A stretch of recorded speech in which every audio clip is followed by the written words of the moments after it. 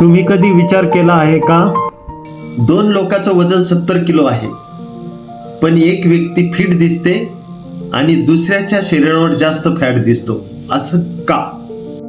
सोप्या भाषेत सांगायचं तर वेट म्हणजे तुमच्या शरीराचं एकूण वजन. यामध्ये फॅट, मसल, वाटर, बोन आणि शरीरातील इतर टिश्यू यांचा समावेश होतो. बॉडी फॅट म्हणजे तुमच्या शरीरात साठलेली चरबीचं प्रमाण. म्हणून फक्त वजन कमी झालं म्हणजे बॉडी फॅट कमी झालं असं नाही. समजा दोन लोकांचं वजन 70 किलो आहे. पहिल्याच्या शरीरात फॅट जास्त आहे आणि मसल कमी आहे. दुसऱ्याच्या शरीरात फॅट कमी आहे आणि मसल जास्त आहे.